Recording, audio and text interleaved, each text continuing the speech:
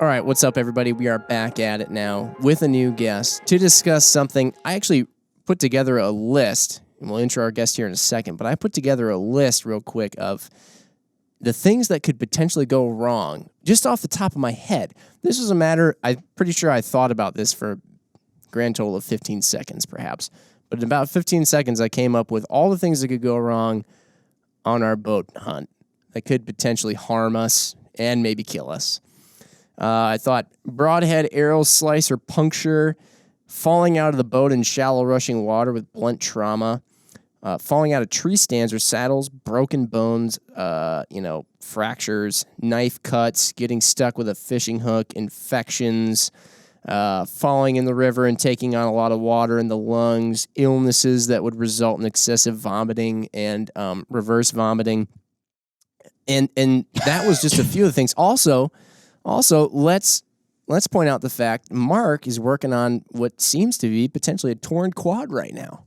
A little bit, yeah. Which could present some issues. Yeah, I might be a little bit gimpy for that hunt. And your elk hunt, it's like, no. Pretty much, yeah, like in a couple days. Well, that's just it. I've got the elk hunt between that hunt, which I'm going to go on, which hopefully, knock on wood, I continue to heal Nothing up. heals a quad like overexertion on an elk That's hunt. what they say when I've been looking up online, yeah. So the reason why I'm bringing up all these things is not to sound like Team Mom here of, you're going to poke your eye out.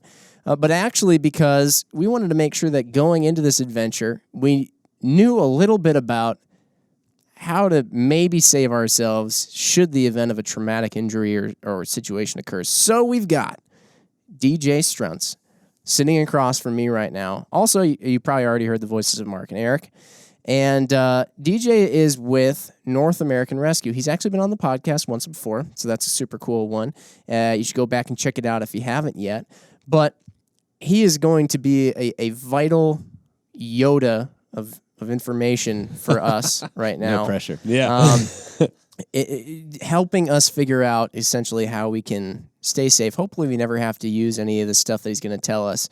But DJ, one thing before we get into this too, I also want to get at the time of this recording, we're in early/mid September. You came up from the Carolinas. Yeah. You braved the weather, actually, and just flew in not long ago, again, as we're recording here. What all's been going down? In fact, this might even be somewhat fitting because we're talking about a water adventure. You've been dealing with water all over the place. What's been going on? Well, we just sat through Hurricane Dorian, which, as the listeners would have observed, decimated the Bahamas. And then Florida dodged a bullet.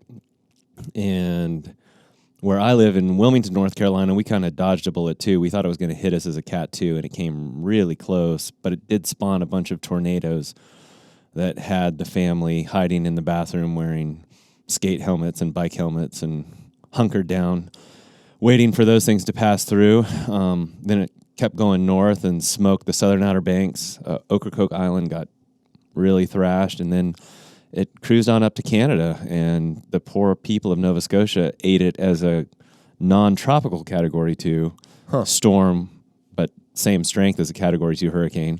And I think they're still without power. It knocked out power to like 500,000 people in Nova Scotia. So there's a difference between just like a Category 2 storm and a tropical Category 2 storm? It's just a cold core versus a warm core. So a hurricane has a warm core, a non-tropical cyclone can be the same kind of wind strength and everything else, but it can transition from when they transition from a hurricane into a northern gale or whatever the technical weather term is, they go to more of a cold base system. Okay. But yeah, lots of pissed off weather. And then we had trying to fly up here last night. I had a supercell on top of the airport with a tornado warning and sitting in a plane thinking I'm in a mobile home with wings. Not where you want to be when a tornado's rushing through. But we made it up. You said that one even surprised your weatherman. It's a guy you've been working with forever for your surf stuff? Yeah, so I spent 15 years at Surfing Magazine. That's kind of my background before North American. So disclaimer, I'm not a special operations medic. I'm not a medic. I just have lots of smart friends who are. But he'd been my forecaster for chasing hurricanes for like 15 years, and now he lives across the street from my brother-in-law and sister-in-law. And he was on the phone with me through a lot of this stuff. And last night he called me on the way home. He was driving home from work when his warning went off because he had just left the forecast office and National Weather Service. And he's like, well, that's just what we don't need. Another one of those things. I'm like, yeah, I'm blaming you for this. I'm like, you moved down here and now we have tornadoes. We didn't have those before. So shoot, man.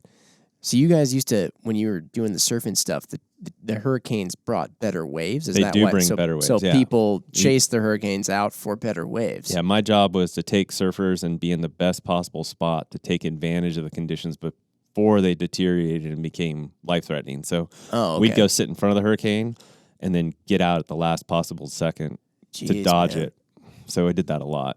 Did you get out at the last possible second, or is that why you stayed in and you've got a pretty good gash on the back of your head I went right now? surfing the day before the hurricane hit us, and my surfboard followed me and hit me in the back of the head and gave me a nice gaping gash in the top of my skull. Shredding the gnar out there, man. Yeah, it was kind of silly. My son was pretty annoyed with me because he had to leave his surf session to go with Dad and go get sewed up. So ruined his session. The rescue Everything, Dad. the rescue guy. Cooped it. Yeah, the rescue guy is the one needing some assistance with the bleeding. That's an important thing. You know, I always preach that at guys in the military, wherever. You never know when your medic's going to be the guy that's hurt. So even if you have a paramedic with you on a trip, what happens if it's the paramedic that's the guy that is incapacitated? So it's always good to, teach each other, train, practice. We'll have to make sure we relay all this information we're getting here over to Nate, the video guy who's going to follow us on the boat, because inevitably what will happen is DJ will make us all basically special forces medics here in this podcast. In 40 minutes. And in a matter of probably a half an hour down the river, we'll all get knocked unconscious on the water, and he'll have to save us, but he won't know what to do. So we should probably make sure he kind of gets that. We'll have him give it a listen. Yeah, we'll give him the spark notes. Yeah, you can use him as a training dummy. Yeah. That's who you can practice on. Perfect. He'll learn by observation. So we've got here in front of us, too, if you're watching on YouTube, DJ brought some of his own sort of rescue equipment or good equipment to have on an adventure like this. And this is a pretty sweet thing. So, plug for North American Rescue here right now on the podcast. But you'll see there's this Pelican case. It looks like it's waterproof and everything. This is what DJ recommended for us to be taking on our adventure. And we're going to talk a little bit about, it's got kits in here that say bleed on it. It's got wound cleaning, bandages, splinting, if somebody breaks something. It's got an eye kit. It's got burn tech. All kinds of cool stuff. And hopefully DJ can lay it all out. Help us figure out how to navigate this thing. It's actually pretty simple stuff. But the big thing is to avoid having to use it to begin with, right? Mm-hmm. I think nobody wants to go on an adventure planning to fail. And I know you guys are putting a lot of planning into this trip. So the question becomes, are you thinking about the little things? I sent you a PDF yesterday with a bunch of a checklist from the National Park Service on things to think about when you go on a boating trip. Yeah. But a lot of it's just basic common sense, but some of it's just the little details like, hey, are we going to file a float plan so that people know where we're going to be at certain points along the way? Oh. Write that down. Float plan, That's check. probably... Float plan's a good important. starting point. To do. Yeah. So it's funny because we were just talking with the hunting public guys, and we were all over the map like, are we going to try and race down the whole river on the first day to do all our scouting and then go all the way back up and then make our way down slowly, or are we going to try and just inch our way down? We don't even know yet, I think, what we're going to do, so probably should get that squared away. So then I think a big thing too, military guys call it a pace plan. Your primary, your alternate, your contingency, and your emergency. Okay. Good way to think about this is primary is what's the easiest thing to do. So let's say we're talking about communications. Your easiest thing might be your cell phone because that's what convenient. Can I call to get help? Because along these lines, if you get hurt somewhere, how are you going to, if somebody's really hurt, how are you going to get help to them, right? So let's say just communication. So you have your cell phone as your primary. Your second would be the second easiest method, whether that's, an en route or a spot or something that can get a message out. Your emergency one, Flares. Yeah. You want to be able to have visual and audio signaling that you can use day and night. So flares work great. Is audio like your phone or like an a inReach whistle or like a whistle? Just something to Okay, get somebody's attention. And then things like you think you're going hunting. What color are you going to be wearing? Camo. Probably, yeah. If we're going bow hunting, camo. So if you call and they launch a helicopter to come find you, how easy is it going to be for them to find you? So little Just look things for the like camo guys. Yeah. look for the camo guy in the woods. This is like just a aircraft identification panel or an orange poncho or up in Alaska. I got to do some stuff with the PJs up there, and they love hikers and backcountry people that have bright colored clothing. When they're working downrange, they're all in multicam. When they're home doing civilian search and rescue, those guys are bright. They look like they came straight out of the brightest section of REI or whatever. Their clothing is all super bright, so you can spot them. Yeah, that makes sense. So along with your camouflage, have the ability to be able to get visual signaling. Because that's important, be able to be seen when you want to be, obviously. Yeah. For sure. We're 11 minutes in and I already I'm literally taking notes. Yeah. I will say, so one thing I have done along those lines of being visible, and it has come in handy, and I have used it even if I don't plan on wearing it the whole time. I'll oftentimes throw, if I know I'm going to be hunting with other people and we might be separated or whatever, I'll throw in a blaze orange hat in my pack. And then it's come in handy just because it is kind of the highest point on your body, and it is blaze orange, so it has come in handy and been pretty visible. Yeah. Can I ask real quick, this is pretty far off topic, but why is it that when you go rifle gun deer hunting around here in Wisconsin and in many places, you wear blaze orange, but then when you go bow hunting, you don't wear blaze orange?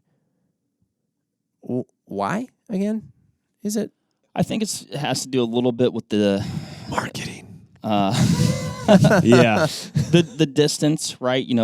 Bow hunting is generally fairly close distances where you're going to be hopefully have a very, very, very positive ID on your target. If you're rifle hunting, you better have a very, very, very, very positive ID on your target as well.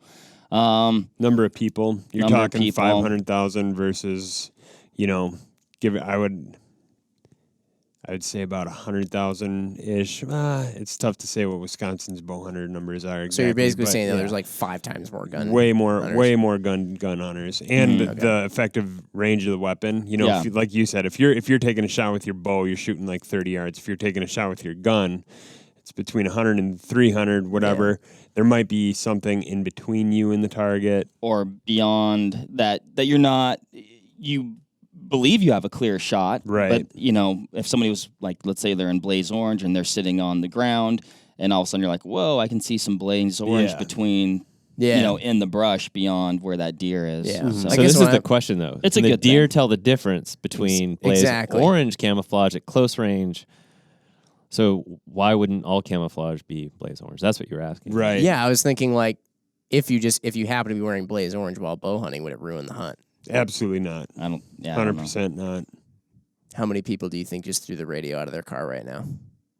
Every marketing executive at First Light. Yeah. Yep. Brittany's not in the room right now, but last time I said radio, she got mad at me because she said nobody uses radios anymore. I listen to it. I don't know what else to call it. It's a radio. Yeah. But you did bring up a really good point about headgear. Yeah. Because as dorky as, when I said my kids wore helmets during this thing, if you guys are going to go through shallow water or just in rivers in general, wear a bump helmet. Pretty much the whole thing. Because if your head gets knocked, game, set, match. You can drown. You said a lot of people drown in the river, even though it seems like a fairly placid river. Yeah. Oh, that was the original river we were going to go on, but then Eric ruined it because Eric didn't want to give up a spot. But I would venture to guess that probably. We've made that known in literally every podcast. Yeah. But even this one has a lot, so the river that we were looking at is a notorious, really dangerous river. I don't know the statistics on it, but I know every year there's people on that river that end up, Oh, Wear and your it personal flotation device. And that's in what the I boat. was. Wear a bump helmet. Yeah. Like those are like that's the simplest way because what on a river, what you see is the surface, right? Yeah. And what's underneath the surface, you don't know. So if you're underneath the surface, you're getting potentially caught in strainers or whatever you want to call strainers, sweepers. There's all sorts of tree limbs that could be down there that can grab onto you. There's hydraulics that get involved with rocks and the way water flows around them. Yeah, weird currents and stuff. Yeah, and if you're floating on top of that, you can mitigate a lot of the issues that would be if you're down in it. So wear your PFD, wear a helmet. What kind of PFD do you recommend? I mean, for what you guys are doing, I think a big, bright orange, old school horse collar for sure. Yeah. Okay. I'm totally being sarcastic. Oh. You're gonna. I am like the least aquatic person on the planet. No, so I was just fake writing that down. Yeah. I wasn't writing. No, not the old school. My son gets so embarrassed when he has to wear one of those in the boat. If he forgets his normal jacket, because under 12 you have to wear a life jacket in North Carolina on the boat, and he forgot it the other day, and he had to wear his big orange old school thing, and he was so embarrassed. He was just like, you don't go near the beach. Yeah. Blazed orange yoke. Yeah. Yep. So I would just want something simple like what the bass fishermen, one of those low profile ones that you just pull the handle and it inflates. So, and the ones where you pull the handle, I've looked at these for kayaking, and a lot of times when I go fishing, I'm by myself. So I ended up getting one of the like pressurized ones. Yeah. And it's where like if you knock yourself out, as soon as that gets wet, it like auto inflates. So obviously we have What people happens around. if water splashes on it? It takes a lot of water. Just get your buddy with a super soaker. Yeah. Just be like, Yeah, it's like laser tag, but instead of just trying to aim for the little lights on his chest, you're aiming for the little sensor. Exactly. But Cut it out. Cut it out, guys. Is it like one of those like kind of horse collar or suspender design ones then, Eric? Super low profile. Yeah. Okay, yeah. Okay. That's perfect. Yep. You're set. So the idea then is that if you get KO'd, yeah, and wearing a bump helmet or a skate, like just a ProTech helmet will help mitigate the fact, because the last thing you I've got want one to of do is those for rollerblading. I don't have one of those. there you go. Boom, I'm already done. Mark, you gotta get a helmet. I've got a PFD. Well, that's a start. I I'll don't have one of float. those. At least I'll float after I bump my head. Yeah, I don't have. So those are just sort of some. That's a do not leave the beach without kind of equipment. Yeah. Generally speaking, like we've talked a little bit about. I mean, in that podcast we did previously, and also it pertains to this. We've talked about the importance of having a tourniquet on you and things like that. So if your appendages or extremities start bleeding, and we can even talk more about that. But one thing that I've kind of wondered, you actually just experienced this. Let's say Mark doesn't get a helmet, or he forgets it or whatever, which you've lost your glove a time or two. Don't lose your helmet. Let's hope he doesn't lose his helmet. But Just let's the say left for whatever one, reason, because that's when my release goes on my right hand. somebody gets clonked in the head and they're bleeding a lot like you were, for example. What are you doing in that case? Like, there's no tourniquet for your head, right? Well, how much do you like your friend? Just tourniquet the neck and Walk away. tourniquet the neck, walk away. Tourniquet the neck, walk away. The That's good Rex news- Kwon-Do right there. Good news is the bleeding stopped. Odds are Good news. just gone up in my favor that I'm going to get the buck. Yeah. Just direct pressure, really, and then a pressure dressing. You know. And if it's a serious TBI, that's one of those, and do not pass go. Get, you're done. If somebody has a serious head injury, they've lost consciousness, you're not waiting around to see how it plays out. The hunt's over, you're going home.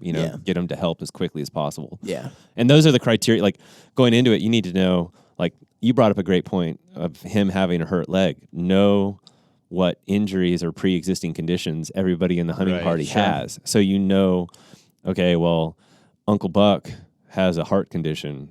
Yeah. Do we have his meds? Like what are we potentially looking at going into this on the front end? Not, oh crap, Uncle Buck. Yeah. Why does he look so funny? I was just hunting with Mike over the weekend. We set up our ground blind like Oh my God, 5 perfect feet away. example. Yeah, this is Oh, a perfect geez, example. yeah. 5 feet from a very active beehive, and he kept bringing up like, "Oh, these bees are right there," and I wasn't really that worried about it. Then at the end of the day, it's like, "Hey, I don't know if I told you this, but I'm allergic to bees." That's a big deal. Didn't have his EpiPen. Yeah, that's a big deal. So Yeah. perfect example. Yeah. So those sort of things are huge, and being okay with saying, like think about a river. What happens? Your weather right on top of you influences what's right on top of you, right? But in a river, weather upstream influences the flow rate downstream. Oh, so you got to be thinking conscious about of what's happening up north, essentially. Up north, not just where you're at, because if all of a sudden the river goes to flood stage while you're enjoying pretty weather down below, your life is going to be dramatically changed. So have, an eye on that sort of stuff and be okay with saying we're going to have to postpone the trip because of weather, because one of the big things that's going to get you is exposure. If you fall in and you're cold and you can't start a fire, that's a big deal. Hypothermia is a big deal, especially for what you guys are looking at doing. And that's why I brought some little reminders like, have what's this thing? A magnesium fire starter, steel, and a fixed blade knife. You can't go wrong with starting a fire that way. It works every time, whether it's wet. It just is a no-brainer. How does that work? You said with a fixed blade, how does that work? You just scrape off a little magnesium and strike it on the flint. And okay. So it's a fire starter, but it's the works every time method. A lighter. Does it work when it's wet? Yeah. Wow. A lighter won't always do that. Having a source of tinder so that you can actually put that into something that'll start. We call this stuff fat lighter.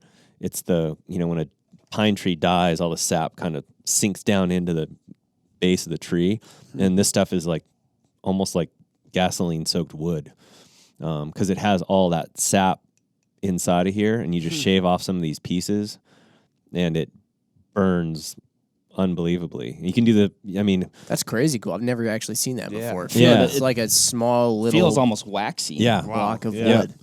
And there's On a tether. one of my friends that was in Alaska guide, they'd always just take one of their empty beer cans, and they had gas engines on their boats. They'd put a little bit of gas, just a little bit in the bottom, and then put a wick, roll up a napkin or a piece of cloth, put it down inside, bury that, and then light the wick, and it would just keep pulling, it acts as a wick. So then they'd build their fire around that to start their fire every day. That is super smart. That is way smart. Now, you don't want to take a whole can of gas and be like, Molotov cocktails, boys. I mean, like bourbon, woods, it can, it's probably happened more than once. Poof, no eyebrows. and then burns, and then that's a whole nother I may have seen too much airplane gas used one time. Yeah. It was impressive. It'll make a fire. Quite a pyrotechnic show. Yes. I do love pyrotechnics. What you're saying with the beer can there, it kind of reminds me, just as for whatever reason, I was looking at stoves and I was doing research, and they're like, oh, you can make an alcohol stove out of a pop can. So I made an alcohol stove out of a pop can. But it was wild how fast that would burn, and actually kind of how efficient of a stove you can. It's kind of like a jet boil. I'm so proud of you that you made something. I know, and it worked. Yeah. Normally, I feel like you'd be like, I'll just buy one. That's still how I'd go about okay. it. But so with that fat wood though, would you like carve pieces of that you off just take and then make tinder with it? So you just take your, a fixed blade knife is just so useful. Yeah, you just take off a few slivers of it. A really neat thing I learned, I saw some wizards make fire in Alaska. They had when I was up with the PJs doing their survival training, they had one of their SEER specialists, which is a survival, evasion, resistance, and escape. Yeah. So that's an MOS or military occupational specialty in the Air Force, and that's all they do is teach that stuff. So this is like an Alaska wilderness survival expert. Oh my gosh. Which I am by no means. He's smart. Rob is an awesome SEER specialist. So we're sitting there in the middle of the Alaska rainforest, and it is pouring rain. And we found an old cabin that was broken down. So we be an opportunist. Like, don't, we're out in the forest, supposed to be doing survival training. Here's an old boarded up cabin. We ripped the doors off that thing so fast and moved inside. Like, why go make yourself miserable if you can take advantage of something that's already there, right? Right. But then to make fire, it was funny because right after we broke into the Fish and Game's cabin, Fish and Game randomly showed up. Like, they hadn't been there, and all of a sudden here they are in their little boat, and they're like, "You guys think you're going to start a fire?" And they just started laughing and left. They're like, "Nobody, you can't start a fire in this." And Rob's like, "Oh, challenge accepted." That sounds like one of those guys. Yeah. So he put up a tarp, and then something that a lot of people overlook is having a full size axe. And all the Alaska boys carry a full size axe, not a little hatchet, but a full size axe, because they went out and they You're carrying that, Mark. They chopped down dead trees because in that driving rain, everything gets all your tinder, everything's soaked. But the heartwood of the tree is the one part that it can't penetrate to. So they chop down these dead fir trees that were, just the old snagged, the whited out, dead trees, hauled them underneath their tarp and chopped them down to get to that heartwood. And about an hour later, we had a roaring fire for the rest of the week in pouring rain. Wow. That is awesome. And you even bring up the idea of a tarp, too. Yep. I never would have thought of a tarp. Tarp is super multi-purpose things. That's what you want to have. Are we going to have that? Because we'll be having tents. We're going to be camping. Yeah, I think we should bring minimum one and probably a couple tarps. Are these like the just like cheap tarps that you get, or you got to get like a waterproof one specifically, or? I think just standard blue grommeted tarp. Yep, that's all they had. Yeah. They had that and an old parachute, but I mean, you can make a tarp. You can do shelter all with sorts them. of stuff. You can keep the rain off you. While it's almost, I think it provides somewhat of a reflective device for heat. Because you can put your fire in front of it. And if you have a large tarp that's like blue, non-natural blue, that's another visual cue potentially. Yep, absolutely. When we were coming off the mountain on Prince of Wales, Jesse and I bombed down the mountain, and we did it at a pretty good clip. And we looked for my buck all morning that we've talked about before. It got taken by the bears. We're just trying to find at least parts of it to recover it and bring it back. Found nothing. And but didn't. I never thought of asking that question. Did you actually shoot a buck? Yes, I've got the pictures, and I've got pictures of the bear poop with deer hair in it. I got pictures. But anyway, we came off the mountain. Nat Geo. And we were wet, and I didn't pack. I didn't have much water on the start of the trip. I was like, I'll just filter water on the way down. And then we were just like in a hurry, didn't filter water, didn't really eat anything that day. And when we got to the bottom, I was cold, I was wet, I was tired, I was dehydrated. And it was kind of a perfect storm. And we got to the bottom. I go, Jesse, I'm getting cold. And luckily, we had stashed some clothes at the lake. So I had clothes in a dry bag. We had extra food at the lake. It was kind of like a contingency plan / backup, whatever. And so he had a tarp. So got in dry clothes, put the tarp up, got a fire started, and within 20 minutes, I was hot, and I was peeling off layers, and I was good, and I got some food in my system, and all was right in the world again. But it was interesting. Is that the body's natural reaction when you start getting into one of those situations? You get cold. I think I just was cold. I don't know. Oh, you just you're wet. You lose body heat. What is it, like 15-1 when you're compared to air? When you're wet, wow, it's 7 or 50. I can't remember offhand, but it's crazy. Yeah. But that tarp, thermal value. Okay. When you're wet, you're shedding heat really fast. Mm-hmm. Mm-hmm. But yeah, man, that tarp, dry clothes, and a fire and some food. Yeah, that's a huge part to wilderness survival. It's just your basic stuff. It's being able to get dry, get warm. Having a way to heat water so that you can even take in if somebody's really cold, drinking warm liquids. So you get heat coming from that side too. Okay. Rather than just passively, by stopping heat loss, adding heat back into the body. So yeah, calories, warm fluids, that sort of thing. So you brought up filtering water, and one thing that confuses me about filtering water / maybe I'm just thinking of when people talk about boiling water. When it comes to water that people use for making like food, sometimes like the freeze-dried stuff or whatever, where you pour it into boiling water and you kind of make like a porridge of sorts. I've heard people discuss that, and they talk about boiling the water and then putting the food in, and then they'll eat it. Mm-hmm. But then sometimes they'll talk about boiling the water, and they wouldn't drink the boiled water, but maybe they would drink filtered water. Is there a difference between filtered and just boiled water? Like if you had to, in an emergency situation, you didn't have water on you, you had to get water from nature, essentially. How are you doing it? What's the way? For me, personally, I travel, I work with a nonprofit called Waves for Water. They're actually in the Bahamas right now doing work. And this is one of the filter systems they use. And you literally just take a 5-gallon bucket and cut a hole in the side of it, or any bucket, thread this back on there, and your gravity flow filter, and this gets all your bacteria, everything out. It doesn't do viruses, but the flow rate's awesome. Like we do this as a village system or a family system. So I'll travel with that, and I've done relief missions to Myanmar, Philippines, a bunch of weird places with them after natural disasters using these filters. And as part of the demonstration, because you have this language barrier, you show up, you're the Americans in this village of people that have never seen Americans. Why would they trust you? Yeah. So we'll take the nastiest water source they have, which is always, pretty gross, and we'll pour it in the bucket and filter it through and down that water in front of them. It always works. You've done that? I've done that in the Philippines, Myanmar. I mean, and you drank poo water. Poo water. Well, not poo water. I don't want viruses. I don't want hepatitis. You said not viruses. Not yeah, viruses. that's what I was thinking too. I'm not going straight to my mind immediately went to Slumdog Millionaire when he falls, anyway. But that's I keep that in my hurricane prepared. This is actually a lot of the stuff that I brought was in my hurricane kit. I just grabbed it because nice. Because you were already carrying it. I was already carrying it. It was already out mind. with the family.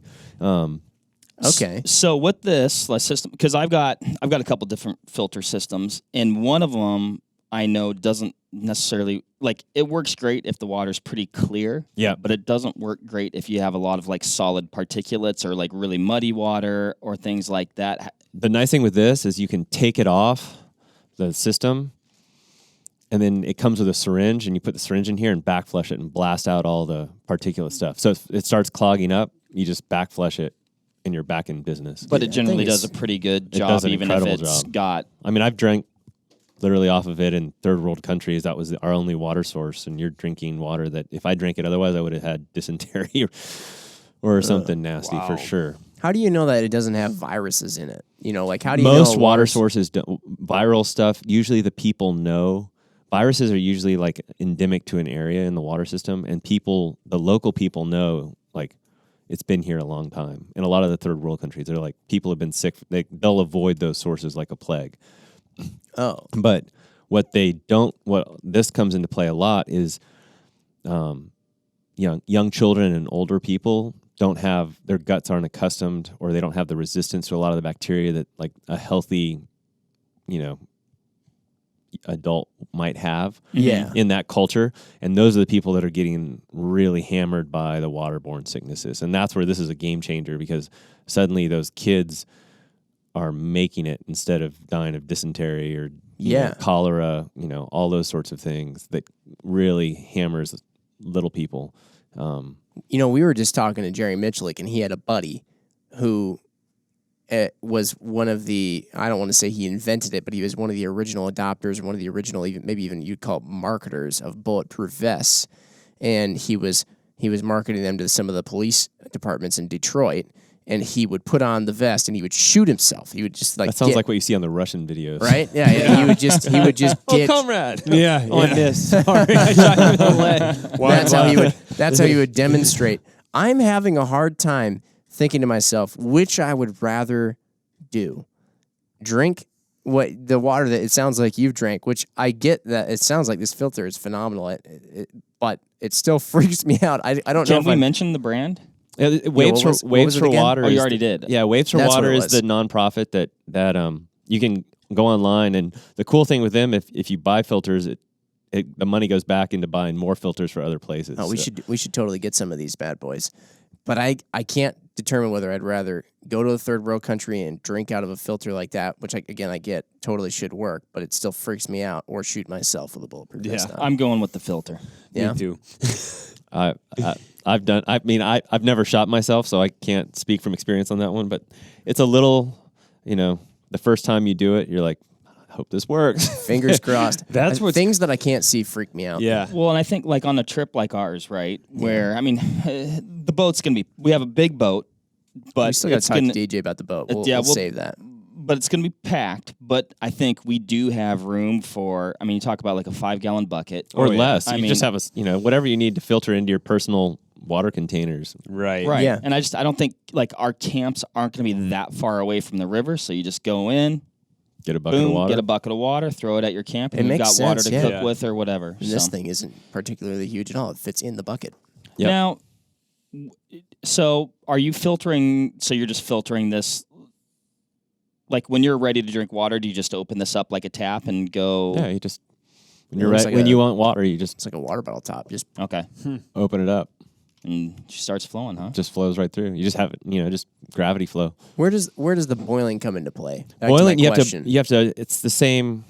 This works like my son described it. It was awesome. We were on a trip in Honduras, and he was explaining this to a village of fishermen, and he explained it like a fishing net that catches the bacteria. And I was like, he was 5 at the time, but that's how his brain understood it. It's like a fishing net.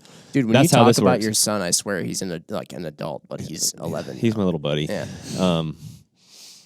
But now he's starting to act like a teenager. And I'm just like, oh, child. Okay. But when you boil it, it kills that off. So you can't just bring it to a boil and say it's good. Okay. A real true survival expert would be able to tell you exactly how long you're supposed to boil your water. I'm not that person, so That's fair. it's on the internet. Google it. How long you need to boil your While you're talking, I'll your do it water. real fast. I'm gonna go with 2 minutes. 3 minutes. Rules of 3 seems to be 3 minutes. I meant. I'm gonna go with Yeah. 3, but it's probably gonna be like a lot longer than we expect. All right, keep talking because I'm a slow typer. Sorry. So would this work in because I talked to a game warden in South Dakota where they have a lot of like cattle in the water, and they're obviously is fecal matter runoff. Would this work in that kind of stuff too? Bacteria, yeah. Yeah. Wow, that's crazy. Okay. Most health organizations, including the Center for Disease Control, recommend that you boil water vigorously for 1 minute up to elevations of 2,000 meters, which is also 6,562 feet, and 3 minutes at elevations higher than that. Interesting. You're guaranteed to be safe from Giardia and crypto if you follow those guidelines. We're going 3 minutes, and we're not going to be Who cares that that high. we're in Wisconsin at 900 feet? We're going 3. Well, I mean, the nice thing is, though, like, let's say you're making a dehydrated meal, right? Mm-hmm. Like something from Off Grid or Mountain House or whatever. I guess my general I thought practice. you guys killed what you eat. Well, that's the plan. The original plan was to go, I think we mentioned this before, but the original plan was to go in with no food and try and figure out our food situation. Then we immediately looked at our skill set and said, you know what, let's bring some food. Right. Yeah. But you're kind of doing double duty. Like you get a nice filter in, and it's going to filter out like some solid, the floaties, if you will. Yeah. And, makes a more Every time pleasurable you say drinking floaties. experience. And then you boil it and should be, I think. Yeah, this good is, to go. this changed the game in Haiti after the earthquake with their cholera outbreaks. okay. They did a huge implementation of filter systems there. So, John was another pro server that started this. He was in Indonesia when the earthquakes happened, and nobody had clean water, and everybody was getting infected wounds from the aid stations because the aid stations were pouring dirty water into wounds. Oh. So he was like, I have a water filter, and he had like a few of them with him, and he set them up at the aid station so they could use them. They were primarily using them to irrigate wounds because if you get a cut in the backwoods, same thing. You don't want to be pouring dirty water in there because Okay. you're just introducing bacteria into a great place to thrive. So instead, if you just irrigate it with clean water, suddenly people are doing much better. Wow. Which is an important thing for you guys too. Side note, some of your stuff, I remember you mentioned this, it was like, we were just chatting one time, it wasn't on the podcast, but some of your stuff, when it comes to disinfecting, and I think it even had an application in the old Wild West with horses and water or something like that. Silver. Yep. What, doesn't silver out Silver also? is a great, in the Old West, they'd put a bar of silver in their water source because it kills bacteria. It's a natural. Well, you talk about crazy. modern clothing. I was just going to say nowadays. that. Yeah, Wait, Has, lined with silver. Yeah. What? Yeah. Where do you guys shop? Let's see, in bandages, I think in there's a couple of silver lung bandages. I'm almost sure they are. They're impregnated with silver ions. We're in the, what are we in? Which We're this in is the the bandages bandages kit kit. right now. Yep. They were in here. We'll see if they change. There's one right there. It's a variety. Do they of- also have like scent reduction properties to them? No, Eric, don't. No, I know what you're seriously. thinking. No, There- because it there kills is- bacteria. Yeah, and then- exactly. I know what you're thinking. Eric's would going be to be why getting they- a whole bunch of these and rubbing them all over. Those his things They are already do it. expensive. That's Just what one we're little talking bandage about. like that. It's Yeah. crazy how much Yeah. they cost. To Wow. actually just Well, I the guess cost it's, of goods. You're making a bandage with a precious metal. Yeah. Might as well be coins. That's wild. Look at that thing. That's not your scent lock, Eric. Dude, they already do it. That's what they do, it, Jim. it is. Is that seriously? 100% Well, it's been not created. scent lock. It's not the. He's carbon, trying to but- get those apparel companies back on board after we just said Yeah, you should exactly. just hunt. Who cares about right. That's wild. So in this kit, switching gears here a little bit. In this kit, we've got bandages, which we're looking at now. What's See that thing? What's the survival wrap thing? It's bright orange. That is, so say you fall into the river, you get hypothermic. Okay, yeah. So that's these are a more robust. It's kind of like, it's just a different version of that. So it's a mummy bag that is I've seen reflects your heat back into you, so you're not losing heat to the environment. It's a shiny orange thing. I like that they made and it it's orange on the outside, and it's silver on the inside. Yeah. Oh, okay. And silver on the inside, shiny, and it's designed to reflect. Yeah. So you see these sometimes. The athletes who swim in really cold areas will wear these things or whatever after they're done, right? Yeah, we used to have wetsuits lined with titanium to help reflect heat back. Holy crap! Into our wetsuits. That's got to be an expensive wild wetsuit, man. Yeah, they were titanium lined on the freediving suits that we dive in. Dude, that's nutty. Yeah, because heat is light. So, or light is heat. Heat is light. No, heat is light. It just got deep. Yeah. Yeah, you can feel sounds. I don't really know what you're saying, but I think I'm going to get that tattoo. Yeah. So you guys are living on But if you're reflecting, questionable mushrooms and venison. But if you reflect anyway, it's shiny, it's reflecty. I mean, it's kind of like heat, probably similar like a space. People talk about a space blanket. Exactly what that is. But this looks like it's a little it's more heavier like a poncho. duty. Yeah. Well, it's like a mummy bag. Yeah. Okay. I'm bad at organizing things. We'll put it back together. Okay, we'll put it back together. We have 2 bleed kits here. This is the nice thing, too, about this kit is that it's a nice little waterproof Pelican thing, but you can open it up. And you were saying that, let's say we split up and we go our separate ways for a period of time to, somebody's going to go try and get some ducks. Somebody's going to go try and hunt deer. Somebody's going to go try and, judo point some squirrels. Me.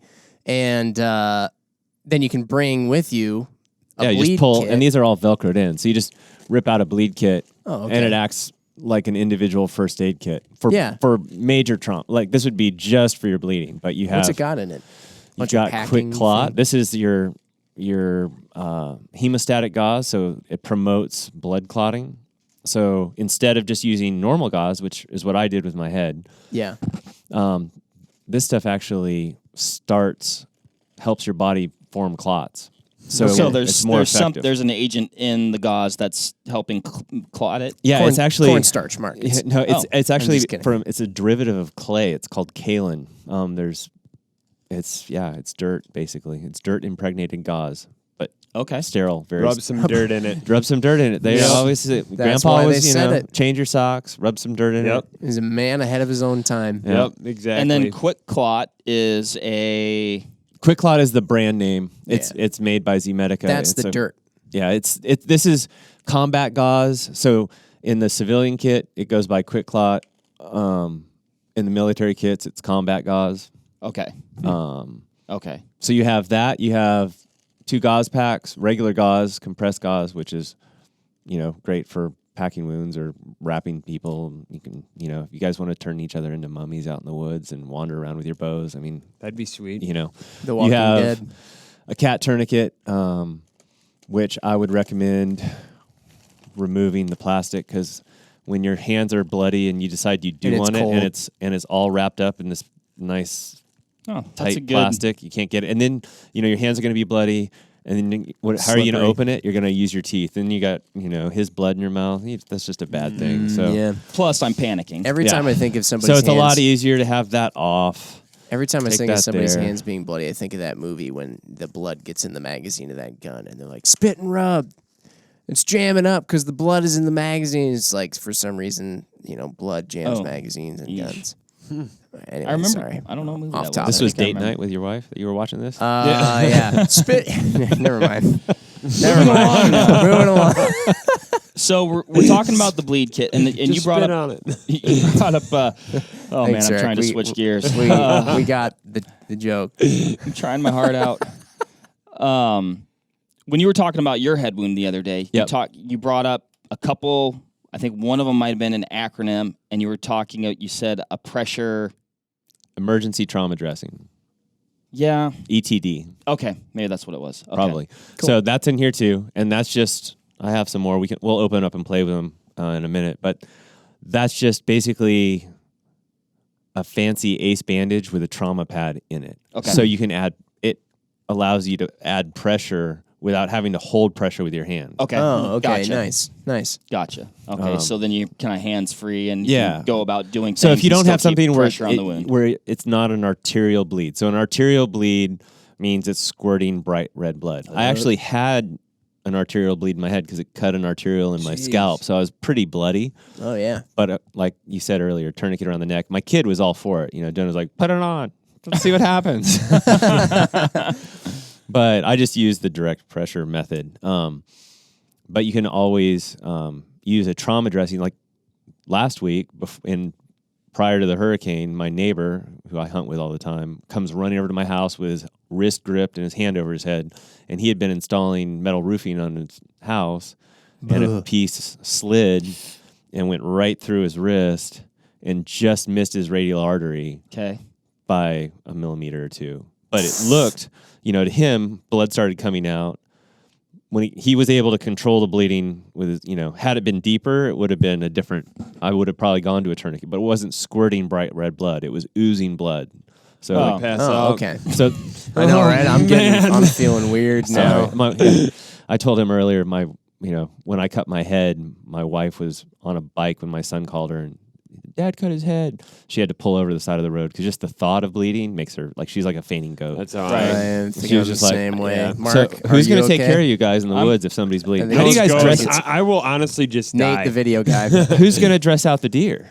Do you guys ever That's kill fine. anything? For some reason, it's Totally different. 100% different. I Yeah. will go like elbows deep in that thing, Yep. and yeah. I told you, I said this even before this podcast, and I've seen a few gnarly things, but and they don't. Arterial bleeding and compound fractures are my two bugaboos. Those are my bugaboos. You So- used to be on a fire department, right? Mm-hmm. Yeah. That'll get you. Yeah. So arterial bleeding, tourniquet. With his wrist, I used a pressure dressing because it wasn't so bad that I felt like he was gonna.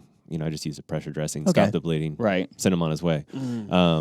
Did you wound? So you clean? could tell you were So- able to pretty much ascertain, I guess via that it wasn't squirting. Yeah, it wasn't. There wasn't, blood pouring out of him, and where I was like, oh, he's, if I don't turn this off right away, we have him. Yeah.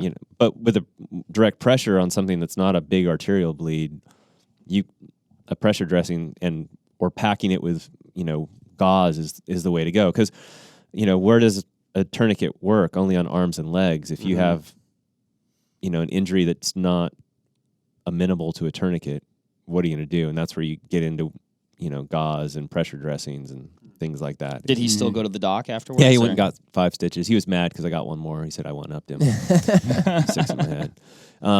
But yeah, falls and fractures are something you guys should be aware of. I mean, if you're going to be hunting in a tree stand, That's where the splinting kit would likely come into splinting play, kit would right? come into play. It has SAM splints in those, which are awesome. Can I pull it Oh, out? yeah, what's a SAM? I got a splint? SAM splint right, never mind. right here, so we don't have to dig it out. If I can reach it from the cord. Oh, here, maybe I'll Tied give you a in. little bit more slack. Yeah. And you can look rip at that that. one Oh, wow. open. Yeah, just we open can, the we plastic. can open yeah, this. Yeah. And basically that is a thin sheet of aluminum covered in Like foam. So it's a malleable splint, but the moment you put a look, bend it's got in directions right on it, it. it has It's like an directions MRE. right on it. An MRE for broken bones. You can make a C-collar if you're worried about. Oh, wow. No kidding, huh? You can improvise all sorts of stuff with one of those things. You can have one thing too falling out of a tree stand. Oh yeah, look at that. I would be concerned if somebody fell about potential pelvic involvement, like somebody broke their pelvis. You can take one of those, cut a slot with your knife in both ends, open it up like a girdle, Okay, right.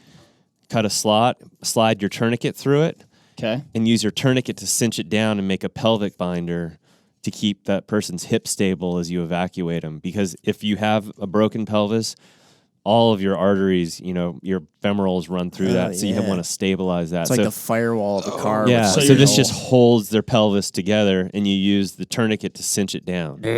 I've never sweat so much on a podcast. a lot of sweating. Sorry, I'm constantly. This is my life. It's like Yeah. No, it's a good Dude, thing. if anybody follows you on Instagram, they know that this stuff is, this is your life. yeah. Well, and I have to be completely honest. I mean, I definitely carry, I carry some essential items with me, like, essential oils. Essential oils. Mostly That the works. oils. I've heard. What happened there? But I've been like on a lot of my hunts, I've been Are rolling you the from dice. Portland? But like I've been rolling the dice, and part of it is you kind of like, stick your head in the sand, be like, nothing, it'll be fine, and then like it's like almost like as we talk about this stuff more, I'm getting like more nervous than if we had not talked about it. Yeah, because Right. ignorance is bliss. Yes. But you don't, you don't want to turn yourself into I think we discussed this a little bit on the last one. You don't want to turn yourself into somebody who's like always walking around like, what's his face in the bench warmers? That one guy who keeps, he's allergic to the sun and he never comes out. And he's always hiding in the corner and he pees in a bottle and Napoleon Dynamite's character has to go empty it for him. You don't want to be that guy. Yeah. No, it's not paranoia. It's just if you have the understanding, you're able to mitigate a lot of stuff and it gives you confidence. Like when you go through and you understand how this stuff works, I swear, once you learn it, stuff happens around you, and you're just like, you step into situations that you wouldn't normally step into. Right. You The know? confidence thing is big because then you might be going on a hunt that you might not have otherwise gone on. Yeah. You're more comfortable. You start thinking about how do I lay out my hunt to be really successful, and I head off all the problems that I might have encountered because I'm thinking about what they would be on the front end, so I don't have to deal with them by accident later. Right. Yeah. And that's where I think it really is. A powerful thing for everyday hunters is like, well, I'm hunting with broadheads. Those are sharp. Mm-hmm. And there's a lot of people that, get injured by falling on them, having, random things happen. I've seen that in Alaska. People have lost an arrow and then somebody else came walking along and didn't see it and stepped on it. It went through their leg. That happened like a year before last. So being able to understand how to deal with a problem, even with your kids, like kids get hurt, people get in car accidents. We see so much stuff with just, it's not extreme athletes or military or, these days there's been a lot of mass shootings and yes, our products get used a lot in those. It's this weird thing of like, we'll get this great glowing review from the police department saying, thank you so much. And you're like, yeah, the people that didn't make it, it's a tough line of. I mean, it's an amazingly good thing to handle potentially tragic situations. Or get, the whole goal is to get everybody home. That's at the end of the day, you want everybody to come home, whether it's from work, whether it's from play, school, whatever, and that's or combat. You want to get our guys and servicemen and women home. So that's what this product stuff is based on, and. There's lots of training. Knowles does wilderness outdoors. There's all sorts of wilderness medicine stuff you can get into if you're interested in it. But just having a basic understanding. Right. Like I carry a little, we call them IFAKs, individual first aid kit. It's basically one of these bleeder kits. It's just in my pack wherever I go in the woods, because I don't know. What happens if something dumb happens? Right. Or something happens. Maybe I've mitigated my risk, but somebody I'm with or somebody that happens to be out there does something stupid, That's why I carry all that crap in my truck, Mark. Dude, I hear you. No, and I was kind of joking before, but kind of serious at the same time. But like you said, like totally empowering. And, you take a situation that really like, it might be like a kind of bad situation, but if you don't have some of these things and, a little bit of know-how, it could be like a really bad situation. Exactly. Yeah. And that's the thing, the training component, being able to use the stuff, having it's one thing. If you don't know what's inside of here, it's just a 10-pound box of crap. Right. Exactly. But in the right hands, it can do a world of good for multiple people. But if somebody was really injured, you're saving, you're buying time. Right. Here's a question for you. Now, let's say somebody is really badly injured. Is the best move? I'm sure it's an it depends answer. They always are.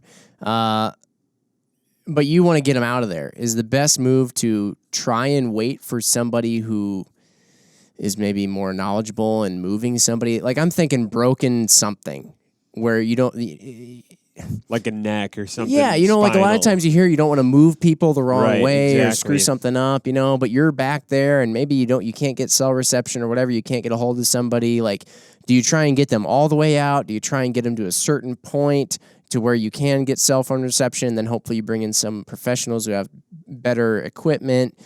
If you are moving them, how do you move them? What are you thinking in those kinds of cases? goes back to that whole PACE plan idea. What's your primary plan? Like what's the easy plan, the next plan? What's the plan?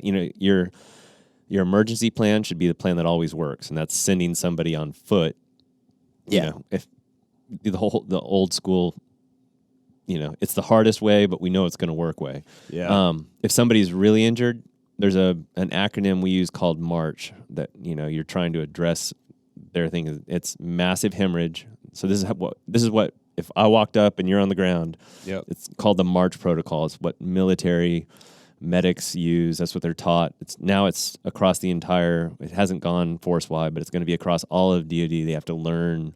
It's called Tactical Combat Casualty Care, and it's based on the MARCH algorithm. So it's massive hemorrhage is the first thing you check. That's a lot of blood, right? That's blood. So you got to stop bleeding because nothing else works. Like if you're bleeding all over the ground and I come and start doing CPR on you, is it going to be effective? Right.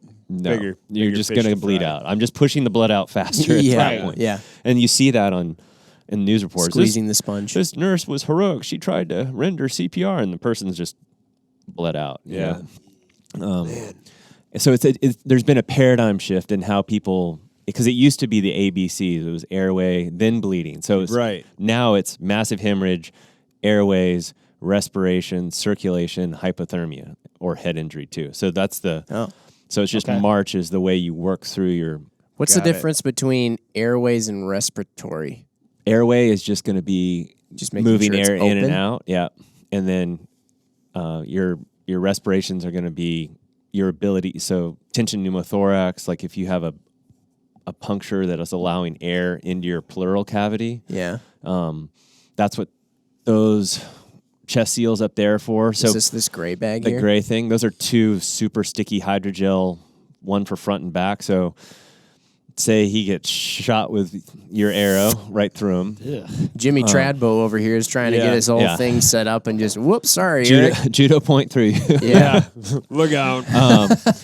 So if it was clean through and through, probably with your bow, maybe not. With a rifle, absolutely. I'd put one front and back, and that keeps air from getting into that pleural space. Yeah, basically suctions it off. Yeah, remember, it traps, it forms a barrier, it lets air out, but it doesn't let air in. So there's a great video, great movie, what is it, Kings? The ones where they're chasing Clooney and those guys are looking for the gold and Monuments Men? We Three Kings? Yeah, Oh, We Three Kings. They have a scene in that movie of what a tension pneumothorax looks like, and it's crazy because you watch it. They go inside the body and show the lungs compressing down because the air is building up inside the pleural space, and that eventually stops the heart from beating because it pushes against the heart too. Ooh. So that helps prevent that. Okay. This horrible scenario that you're describing, actually, a question that I had prior to this podcast was like, you have a puncture wound or something where whatever it is in it. is sticking stuck out in you and it's broken off. Yeah. Oh, yeah, the classic. Do you remove it or not? Do not remove it. Last Samurai or whatever with the... Right. Don't pull it out. Okay. Okay. Because when you pull it cool out, as that looks. yeah, as cool as that looks. When you pull that out, You're doing a lot more damage. well, that might be holding things. That might be stopping that bleeding, and unless It's creating a seal, maybe. Yeah, if it's pulled out, all of a sudden everything can go sideways. So what you want to do is immobilize it, seal around it, Okay. and then immobilize it. So pack padding around it, tape around that, and immobilize that object. Wow. And that person And then- probably shouldn't go around doing any like twisty stretches. Yeah, you're not doing your Richard Simmons impersonations at that Yeah. point. You're like immobilized until you get to definitive care. A surgeon messaged us because we posted one like that, and he said he was a neurosurgeon, and a guy had come in with a knife stuck in the top of his head, That'll happen. and the dude was fully. Fridays, right? He was cognitive. He was talking with everybody. He was posing with hospital staff for photos. Oh my God. Like fully like going about his business with his knife stuck in his head. Well, when they went in to remove it surgically, lights out. He was done. No way. Holy Oh crap, he my died. gosh. Just like that. Oh my gosh. And that's the dramatic, obviously. I mean, that came from a neurosurgeon, but Yeah. you know, we post stuff of people with, I don't know if you saw the I Am Groot post. There was a As much as I love following your Instagram account, a lot of times I don't look because Instagram hates us. Yeah, you guys are frequently in Zuck jail. But what was it? He was a Belarusian paraglider, and he slammed into a forest, and he had this. I am Groot. He had a tree like stuck through his shoulder. They cut the tree branch off, so you want to cut it down short. Right. So it's not sticking out. Yeah, so you don't have a tree sticking out of you. Yeah. So they cut it off short, immobilized it, and he ended up being fine. He had a sizable scar. Fine-ish. Wow. Yeah, that's all wild. things considered. Yeah. Wow. So definitely, to answer your question, don't pull it out. Okay. Cut it off short. Okay. Seal around it. Pad it. Protect it. Make sure you don't cause more damage. That goes to like just a little light. I mean, gosh, heaven forbid, right? Heaven forbid you get shot, or probably more apt to fall on an arrow or something like that, or even falling on a sharp piece of wood. Falling out of your tree stand, slipping on your tree stand. You got some snag. Like I guess what I'm saying is though, like carry maybe a small. Even I always do, but it's more I carry it to because I use a climbing stand to trim small things. But having a small saw or multi-tool or something like that to be able to trim an object like that might be handy. Yeah, and then it's just all those. You can over plan things. I mean, just plan for the basics. You want to cover your basics well and not be so worried about, because you can what if yourself in any scenario, tactical, medical. What if we can make it as crazy as you want to get it? But what are your basic things that could happen? How do you mitigate those basic things and have a good spectrum of just covering those basics and know that well will get you. Yeah, that'll do the most good. This kit seems to have all the good stuff. What are these things, by the way? Those are gloves. Just gloves. Okay. Yeah, everyone.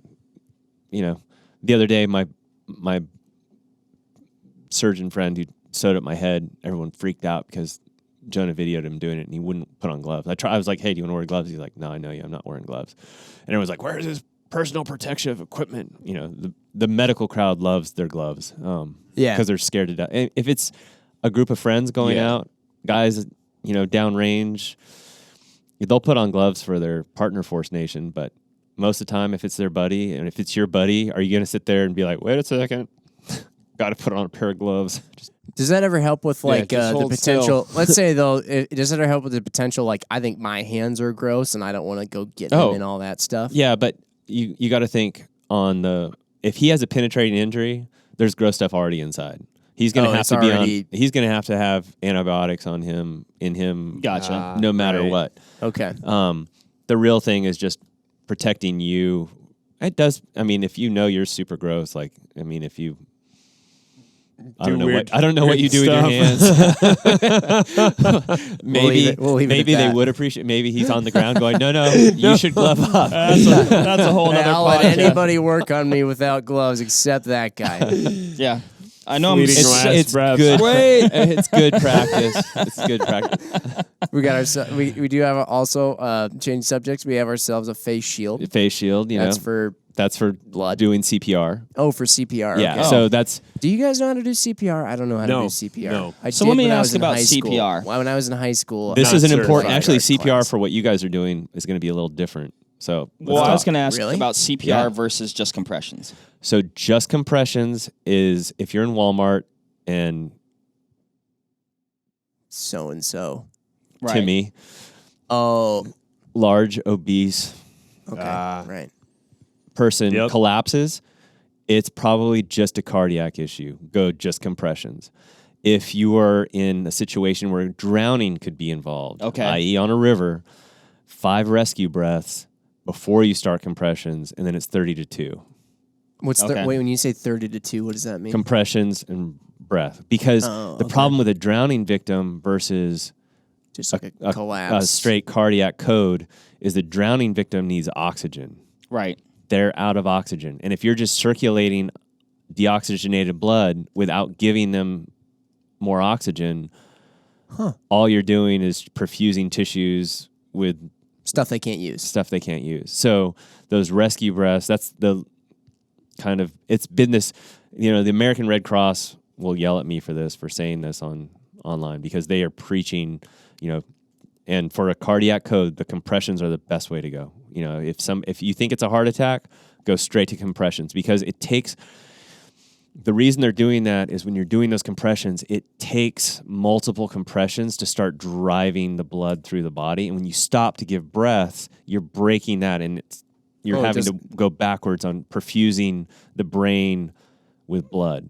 Okay, almost like momentum. Or something that's that straight compression that they're teaching is because for the majority of Americans that face somebody needing CPR, it's because they're having a coronary, a cardiac event, and they need those compressions. Okay. But I live at the beach. I work with the lifeguards that work with the best their medical director, everything else has gone to the rescue breaths first and adding the breaths, because the drowning protocol is different than a straight cardiac one. So if you're listening and you see somebody collapse and you're worried it's cardiac, give them compressions. If you're worried about drowning, that's when the breathing comes involved. Gotcha. Now, is that something, like when I think about CPR, I think about, I always worry because I remember when I learned about it, like I said, I took like a lifeguarding class in high school. I never actually became a lifeguard. But, they talk about, you're probably going to crack somebody's rib. Like, that always freaks me out. Even though I know in the grand scheme of things, you're like, well, would you rather end up with a cracked rib or dead? Yep. I mean, I would always take the cracked rib. But even so, I'm always thinking to myself, like, is there a way that you can do it without cracking somebody's rib? Or, like, how hard is too hard when you push? Or, and what's the rhythm? I've always heard Bee Gees Staying Alive is a great rhythm to stick to. Is it all just... like I said, I'm not a CPR instructor, so that's fair. I won't make and you, they changed officially the numbers of 30-2 was 15-1 that changes around. But I just went through the lifeguards. If I'm wrong, someone will correct me, but I believe it's you're not officially 30. We'll have the world know that this disclaimer. is not an official this is a thing. conversation among friends. But the breathing thing is for drowning. The straight compression CPR is for cardiac events where drowning's ruled out. Okay. And for you guys being on water, rescue breaths matter. Yeah. So if your buddy's face down, not breathing, you want to get in there and get him some O2 as well. Right. Have I worn you guys out yet? So much stuff. No, this is good stuff. This is like the best info that I hope I never use. This is the best info I hope I never use. It definitely made me feel queasy, but I also feel way more confident now knowing that at least we thought about some things that could happen. And a lot of the things that we've mentioned thus far aren't like, oh, well, let's say that Eric stumbles across an extraterrestrial vessel and then he trips in and he gets plutonium poisoning. It's nothing like that. Yeah. What we've discussed are things that like, I could actually see that maybe happening. You're far more likely to see a car accident driving to your launch point than you are to have something happen to you back in the woods. Right. Right. I mean, statistically, that's, And still good somebody's going to be texting and driving. Yeah. Mm-hmm. The question I listen had to the here, podcast and crash. hopefully not. Oh, shoot. They'll be like, we're feeling queasy. We're Yeah. talking about blood. And then they pass out. Kate, if you're my wife, don't listen to this podcast. It's too late now. She'll pass out. We were talking, so like this kit has everything you need in it. What would you, like if you're going on like a hunt where weight and size matters, what are you bringing in your pack? So I'm going to strip it down. So bare minimum, a tourniquet, a pressure dressing, a combat gauze. Those are my three, like, Need it. A SAM splint, and you can use, instead of needing an ACE wrap, there's ACE wraps in here, but you can use your pressure dressing to secure that because it's basically that. So a SAM splint is a great one.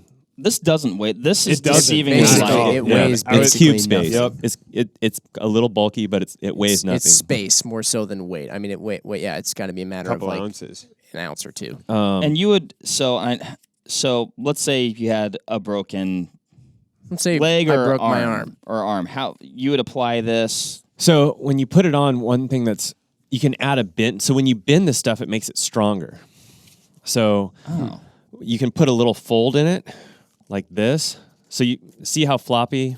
We all agree that's nice and floppy. Okay, so if I put On a scale of 1 to 10, I'd say it's about a 6 in terms of floppiness. floppiness.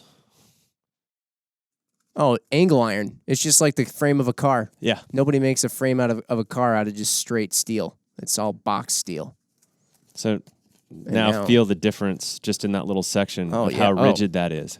I actually like. Oh yeah! Whoa! It took some considerable force to bend that. Really? Yeah. And then let me see. Hold on. So, okay, like a noodle, Right. and then holy mackerel! That's crazy. So you put a bend in it stronger. So that gives you, for your leg or your arm, that gives you the strength. One thing that's really like I-beams too. That's why I-beams are shaped like eyes because they. Oh, okay. Anyway. One thing that's really important to note with splinting is you want to make sure that you have a pulse below where your splint is when you're done, right? When you're done, yeah. Yeah. Okay. Right. So you want to cut off the circulation. and then now you have compartment syndrome setting in. So when you're done splinting that wrist or that, you want to make sure you can find a pulse down there. Okay. Or you see capillary reflow, refill, so that you're getting blood perfusing below where, the splint. Yeah. That makes sense. So you were saying you'd bring this, or you'd bring something like that. Yeah, a SAM splint is just multifunctional, and it takes up you can just slide that down in between, like depending on the frame style of your pack. Yep. You can slide right into the frame of your pack, and you don't even know it's there. Right. A tourniquet's a great one. Your pressure dressing, a gauze just in case it's a combat gauze. Yeah. One pack of that, and then I think it's really important, one of those little space blankets, because that's 0 cube space. Yeah. And it's These multifunctional. I mean, that's also. you can throw that inside your sleeping bag and then slide into your sleeping bag. It's the size of gutting gloves. Yeah. I mean, if you get lost, you've got a reflective device. It's orange on one side, it's silver on the other. Yeah. And then, then you're taking your standard things, because you have to have water. So if you're going remote hunting, you're going to have a life straw or some sort of filter system, whether it's one of these. They have some that fit right on your Nalgene. There's all different, kind of setups for that. But, and then That's why you get the wide mouth, by the way. Absolutely. Then there's just your you want to have a few Band-Aids, just your ouchie boo-boo kind of. Yeah. I don't want to call it, that's what we kind of joke. It's your ouchie boo-boo stuff. Yeah. Most, like, if you go to REI and you buy brands, I won't say brands, but if you buy one of their backpacking kits, it's mostly fluff. You're like... Yeah. When you get... There's a lot of stuff that you're like, okay. Could have stopped at Walgreens. Yeah. You can do that. And that's what I always tell my friends. If they buy one of our kits, I'm like, look, go get some triple antibiotic ointment, just so you have it. It's always good to carry anti-diarrheal if you're worried about if you got a sensitive tummy. Yep. Or if you're traveling, especially if you're doing hunts that are outside of the U.S. and if you go down to Mexico to hunt doves or whatever else, definitely talk to your doc before you go and get some prescriptions for stuff that can help you, deal with that. And then a great one's antihistamine, like take some allergy stuff. allergy med because, if somebody gets an allergic reaction, at least you can give them that. EpiPens are expensive and they expire like a month later. You spend $200 for an EpiPen, if you don't have a prescription, because I used to travel with the surfers and doing freediving stuff so much and in areas where an EpiPen was a good thing to have for jellyfish sting, bad jellyfish and stuff like that. I couldn't believe it when I went to fill a prescription. I was like, 200 okay. And it expires when? Next week? Oh, man. They expire really fast. So, but just having, you can use that, help somebody sleep. If somebody's hurt, it's a great way to help them sleep, as you knock them out with an antihistamine. Okay. If you don't have, there's lots you can. Yeah. You can go down all sorts of wormwormholes on that sort of stuff. No, but that's that's just good. some good basics, Just talk to if you have a family doctor, be like, hey, this is what I'm doing. this is what I'm doing. Should I take some Keflex or, there's some pretty broad spectrum antibiotics that I usually carry in my bag, just especially if I'm going outside the country where I know I can't get to it. Because Makes sense. Yeah, it's super interesting. Are there any, I know they wouldn't be recommended or they wouldn't come in the kit, but for a person who maybe you find yourself in a situation where you're not prepared, are there certain items improvised that you can improvise with? Like, honestly, Like a stick, great. like a nice You have a straight belt. stick for Everyone a has a splint. belt on. But belts don't work very good. Really? Belts typically fail.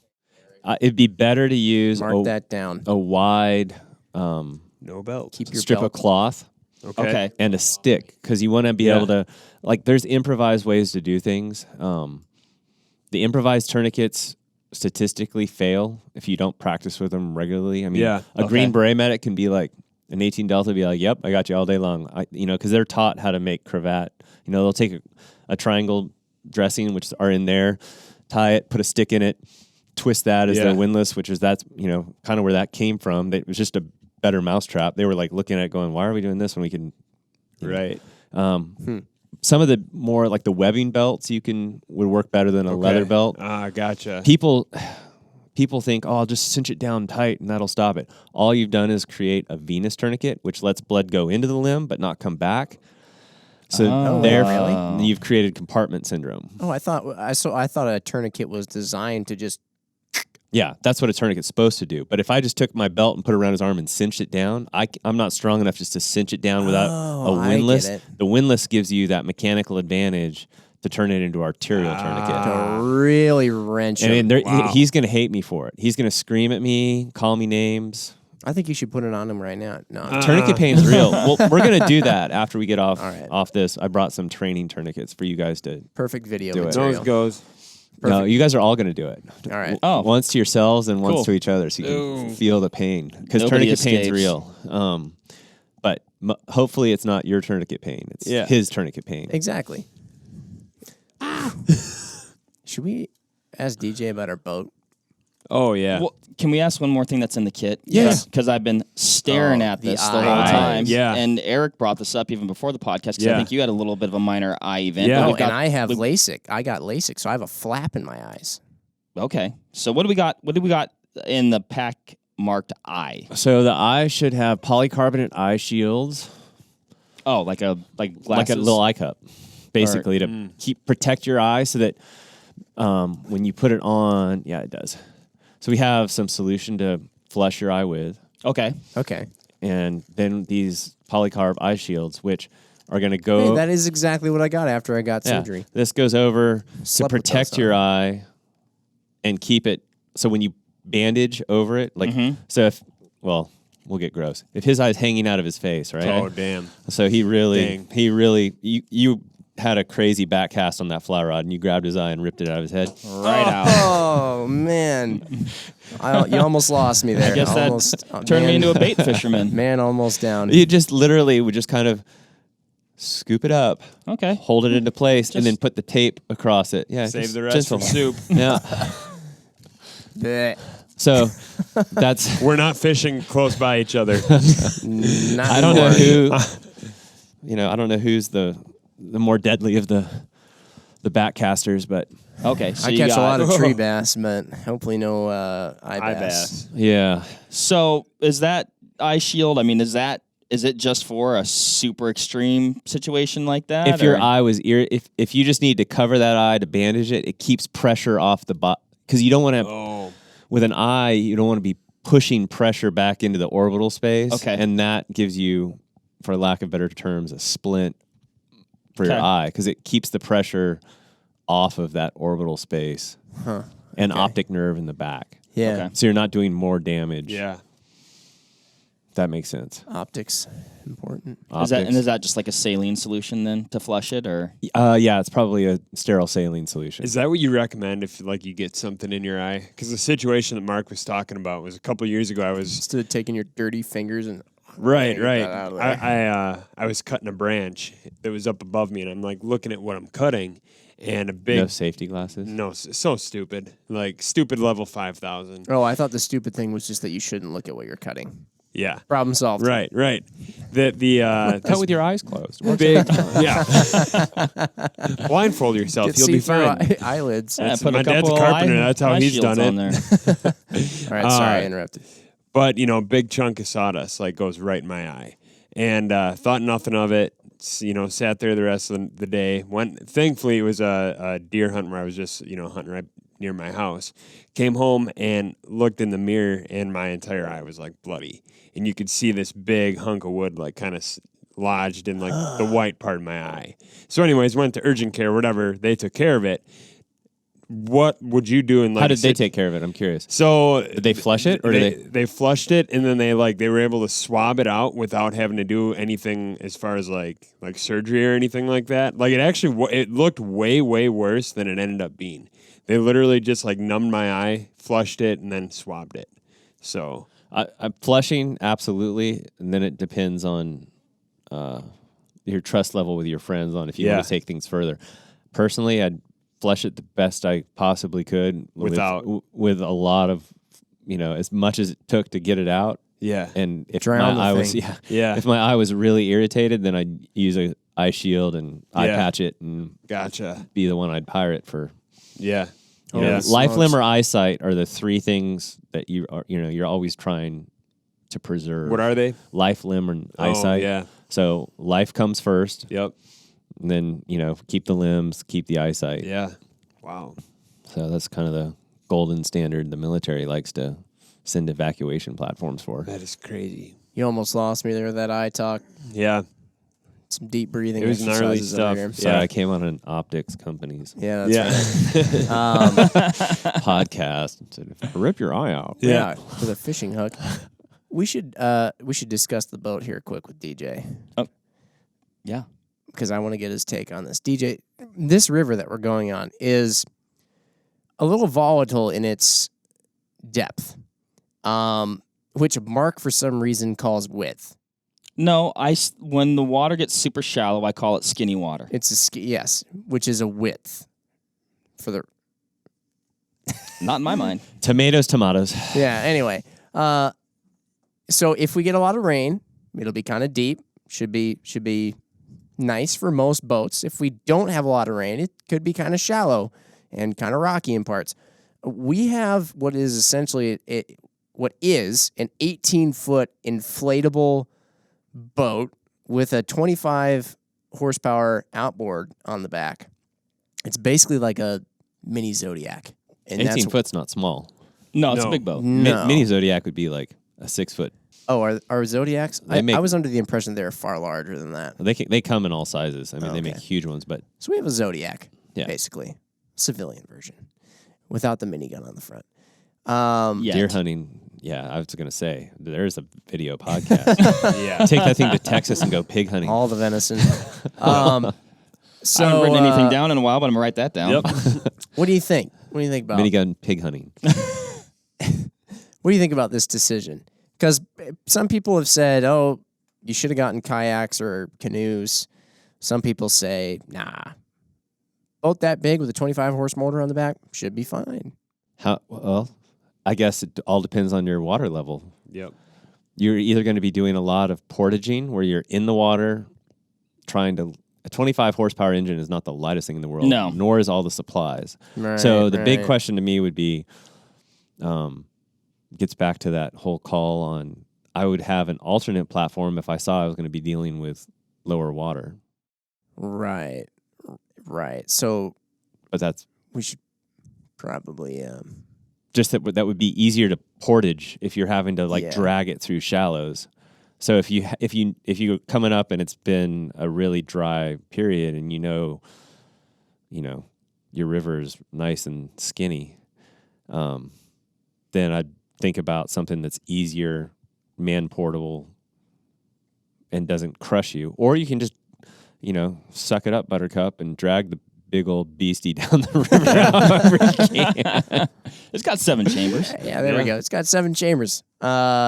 Maybe an alternate just to have. We'll investigate it. We'll investigate. I think it's a good idea to investigate it. We'll investigate. Just kind of track, send your buddy out there with a drone before you go. Fly the drone down the river and get a good view of what you're going to be up against. Huh. Vortex is going to be crazy for kayaks. Yikes. Yak fever, baby. Yak fever. We ran into a Eric guy wa- that had Eric- yak fever. Eric wants kayaks. I wanted pack rafts, and Jim bought an 8-15 boat. Lest we forget the perfect boat for the original river. Yes, correct. Yes. All I Yes. have to say is, when I heard about this, I started. Do you send me a text? Yeah. Hey, we're doing this crazy riverborne hunt. do you want to? And I got to, do you want to come on this text? And I was like, I'm going to Disneyland. We're going to go bow hunt in Wisconsin. I feel terrible. And then I read 3 more words and said, and talk about it. Oh, man. See, now I feel bad And it because was like when your dad, would be like, hey, bud, do you want an ice Yeah. cream? And you're like, yeah, I want some ice cream. Yeah, And and he's he was like, like- that's cool. I'll keep that in mind. or you just said Yep, like an yep. ice cream picture Yeah. or something. Or they And take you outside of Disneyland to the gate of Disneyland. Yeah. And you're like, wouldn't you like to go inside? Oh, we're going there. Yeah, that's where we're going. Yeah, the hotel across the street, the motel across the street. You see, now I feel bad too because Don't this feel is bad. this It is just made DJ's me laugh. first time. Today is DJ's first time up to Wisconsin, and this will be a true Wisconsin experience. DJ, I'm just saying the invitation is open because we got a big boat. I think we could fit you in. And we if need you're somebody free, that can take care of us. yeah, Because because we're all obviously queasy. yeah. If you're free at the end of September and you happen to be in the neighborhood of northern Wisconsin, why don't you come on by? Just drop down from the wilds of North Carolina. It sounds like you have some serious friends that could maybe put that together. Might have to make some calls. Yeah, yeah. If he comes in, if we start seeing black helicopters, Yeah. yeah. I coming wish I in. had. I've convinced my son's friends that can happen. Like when they're being little turds in the back of the car, I'm like, don't make me sit in the black helicopters. and Jonah's been to brag with me and met some of the guys, and he's like, he actually, I think he's joking, guys, but he might. We should probably stop. I'm like, I wish I had that pole. Yeah. That'd be awesome, but no That'd be such pretty pole. legit. My one thought with this trip is like, I mean, like, I think we're gonna be fine. The river, theoretically, I don't think is, we're not talking class, 4 rapids here or anything like that. However, I mean, I think Class 2. none of us have been down the entirety of the river. We did scout it a little bit last week, and we could look up and down it from One place. one place, a bridge or two. And but like, so for me, I'm like, well, I think let's do this before we invite other outside people on this trip. Yeah, you can And come just- on the next one. Well, but then in talking to DJ though, I feel like he has a personality. Like he's like, oh no, I think I like the uncertainty. Let's do the uncertainty version. Yeah. So you can come on the first one. Well, I would say the packraft idea is not a dumb idea. You shouldn't have said that. Thank I'm you. sorry. I They just hold so much weight. I They just weigh read 15 pounds on the tops. flight here. I read Roger Sparks' book, and he's a legend PJ who was up in Alaska, and he's still up there. He's a Silver Star recipient, and he actually reading the book. They went on some crazy misadventure in a pack raft where they didn't check the river. I was like going through it, going, I needed to mention this because Roger's like, we didn't check the river levels. We got there and it was crazy, and we decided we were going to go anyway, and we almost died. So yeah, scouting, big deal. Stable platform, big deal. If you're not comfortable in a river on a kayak and can roll and do all those things, and with gear, maybe a kayak's not the best platform. Yeah. Especially if there are rapids. I've done limited kayaking. When you roll over, Your stuff is everywhere. it's an exciting near drowning kind of experience that can be avoided. Like, so a platform like a pack raft, I gotta say, has stability. It's easily maneuverable. You can carry, not a large amount of gear. You might need to scale down and reconfigure how you're doing some things. One thing I forgot: dry bags. Everything got in some of dry those. bags, and have emergency gear fail safe. So it's a dry bag within a dry bag, because once your emergency gear is, Oh, I don't have a dry bag inside my dry bag. No. and what happens on a river when stuff goes in? It gets spread out, but it's going to, it'll float down and get caught in eddies and pockets. And if it's in good dry bags, you can go collect your stuff, down the Yep. downstream from a great where you point. decided to have your yard sale. Right. But the boat sounds awesome. It sounds a bit like glamping. I mean, it's your. Yeah, it is. Keep ripping on the boat. Keep it coming. I'm not ripping Keep on the it boat. coming. I think it sounds like a very comfortable way to do the hunt. Like, it gives you the most options, the most capability. You could definitely do a really cool hunt out of that sort of platform. I mean, those platforms are used in Alaska. Like people use Navy serious, SEAL. yeah, serious boats for serious riverine problems all the time. But for like a bow hunt, I'm kind of thinking pack rafts have that kind of romantic, like, one-on-one in the river with your friends. It's not I mean, you can have the Would same. You this can have have- the same experience in the big boat. I'm Would not. this have more romanticism if I told you the boat was bought online from a website called boatstogo.com? Ooh, yeah, for sure. There we go. See, now he's feeling it. Now you just don't know if it was where it was made in the world. If those 7 bladders actually exist, or they were just. Hey, They'll never check. out of sight, out of sight, out of mind. It's in there somewhere. Yeah. I think the instructions said 7-ish. Yeah.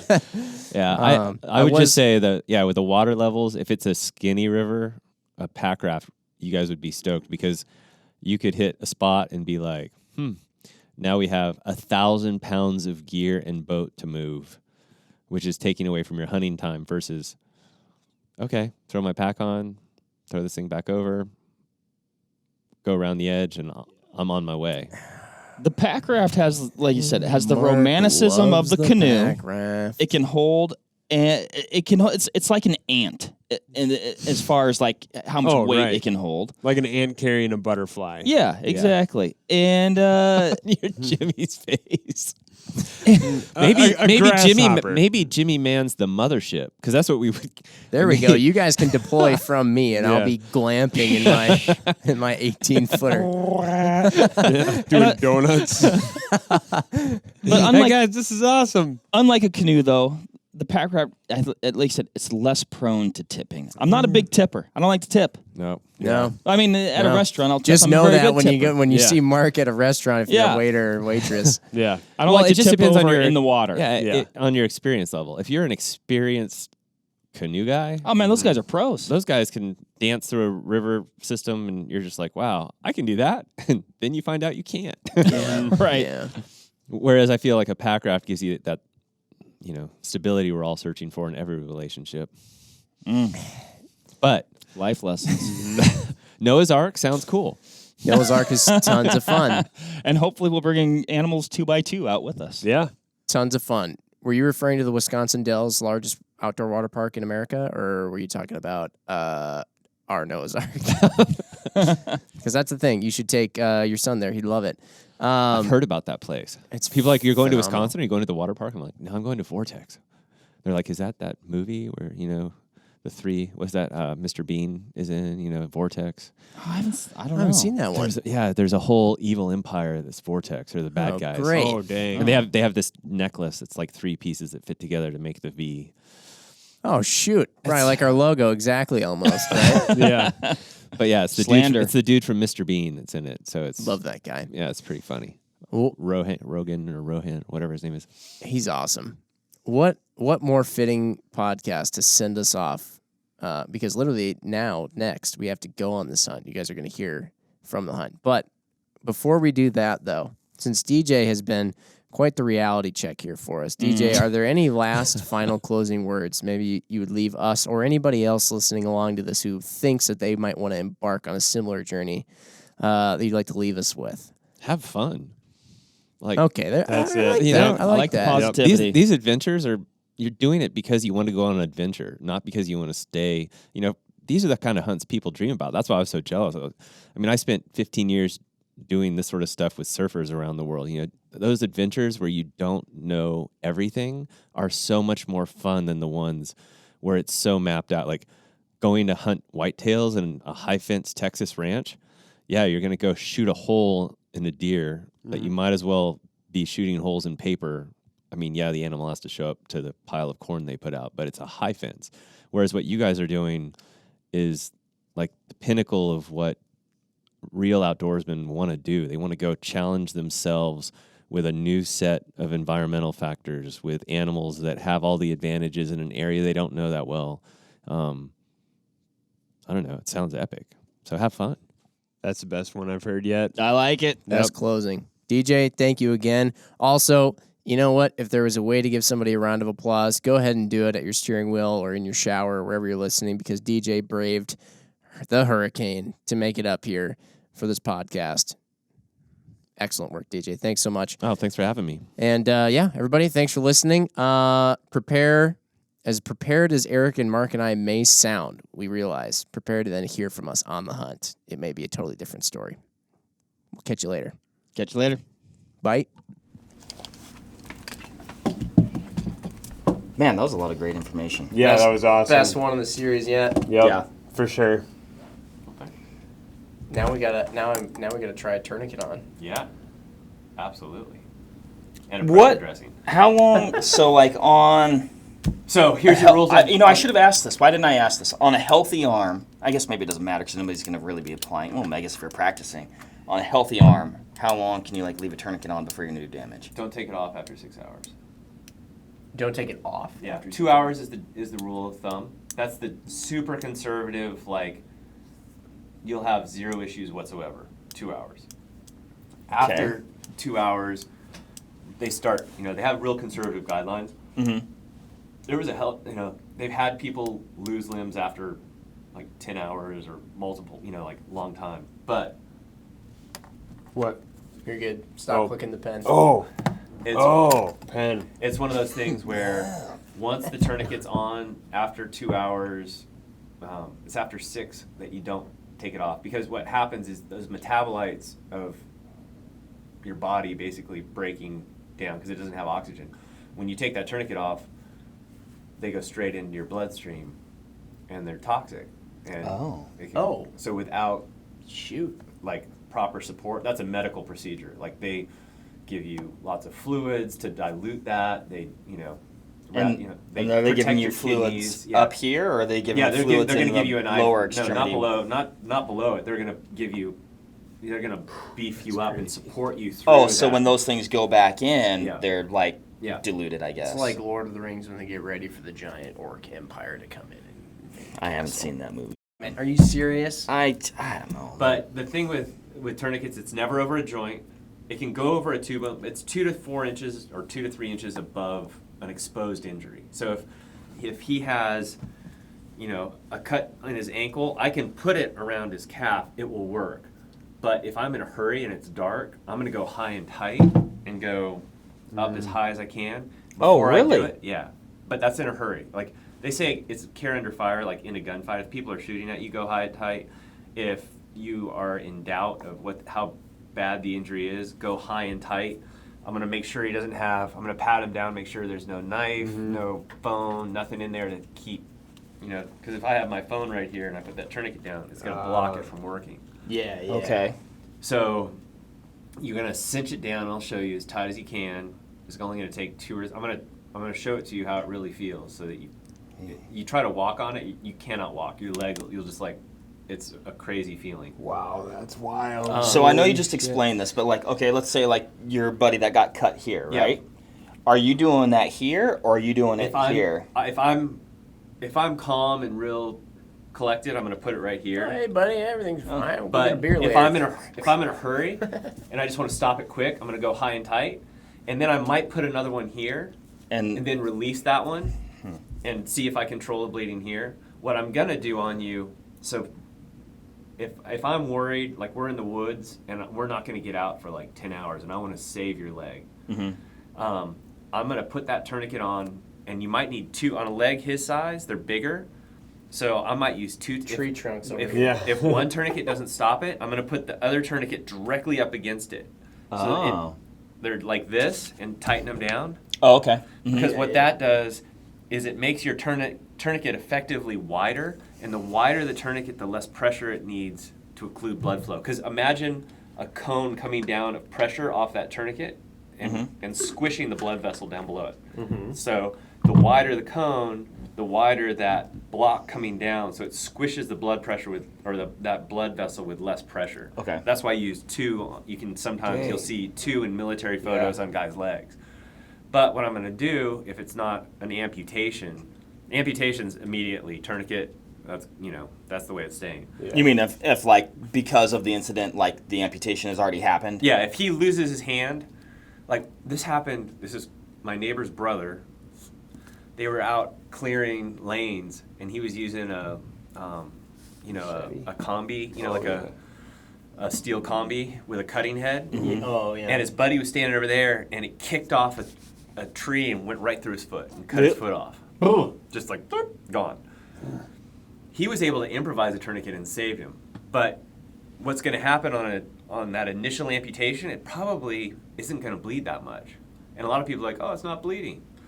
Because initially your sympathetic nervous system takes over and those blood vessels contract and tighten up, and your body tenses, from that injury. Well, the moment that initial effect relax, those blood vessels relax, and all of a sudden it's going to pour blood. So if any sort of amputation, tourniquet goes on, stays on. If it's something where it's a big laceration, he's bleeding a lot, and I think I can maybe, my concern is I don't want to leave a tourniquet on too long. That's when you go in and wound pack and pack down in there and try to get direct, because what wound packing is, it's not, people are like, oh, you can use a tampon for a gunshot. You hear that crap all the time. A tampon doesn't do anything other than soak up blood. It doesn't put pressure on what you're trying to do. And it doesn't soak up that much blood. So tampons don't work. Okay. They're worthless. Still got these cameras rolling. Hear Okay. that, people? Tampons are for a different kind of bleeding. They're effective for that. I don't think we'll encounter that, Jim. That I'm aware of. That's one of those things that when you talk about those pre-existing medical conditions, I feel like you should be in front of Guys. Hey, we're in the trust tree, so Right. But that's where the wound packing comes in, because you're going to push that gauze down in, and you're pushing down with that gauze into a wound bowl, and you're creating pressure down into those blood vessels.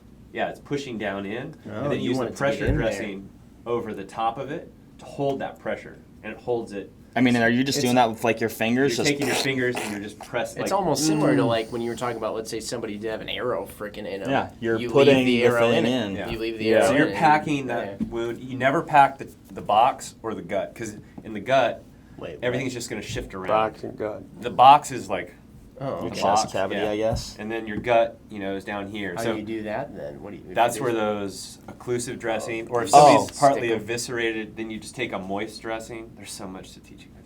A moist dressing, like that goes over it, because you want to keep your guts wet. Because if they'll dry out, your intestines will dry out, and then you're in trouble. So if somebody has a partial evisceration, you want to kind of shake it and see if it'll go back in, like hold the edges, kind of shimmy it. Oh, I mean, like if your intestines are actually just kind of out of the body. You just kind of hold the edges of it and just kind of shimmy it and see Kind if of it'll like go back when in. I'm like got a lot of trash in the thing, and then you kind of pull the sides Exactly, up. and then you just take a moist and clean water dressing and put it over the top. Yeah, that's where that comes in. Rinse it off as best you can, clean off the debris, and then put a moist dressing over it, moist gauze, and then hold it together with a pressure dressing. But when you're wound packing, there's so many things. It's like my brain's like squirrel right now. You pack that in there, you put your pressure dressing around it, and then you slowly release that tourniquet to see if that pressure dressing will hold. You don't take Okay. it off. Right, because if it starts coming, you just tighten it back down. Yeah. Yeah, And you then don't you want just it to be like faucet. a dam Yeah, road. and then you just leave it in place. I would leave the tourniquet on there, but released. Mm-hmm. The whole time I'm monitoring him to make sure that and that's if okay. if And it looks starts like a to dam bleeding, broke, then you just yeah, because you can blow clots, and that's you don't want to do that. that's an instant bad situation. All right, DJ's here from North American Rescue. Just wrapped up a podcast with him. He dropped a ton of knowledge on us, but right now he's going to apply a tourniquet to us because he wants us to feel a thing he calls tourniquet pain. It's a real thing. And Mark, Eric, and I are going to now experience this. This is a cat tourniquet. What does cat mean? Combat application tourniquet. Okay, so that's it's just not like a dog tourniquet, right? no. This is just the cat tourniquet. It has a windlass. This is your band. It has an inner band which constricts circumferential pressure around the limb when you twist this.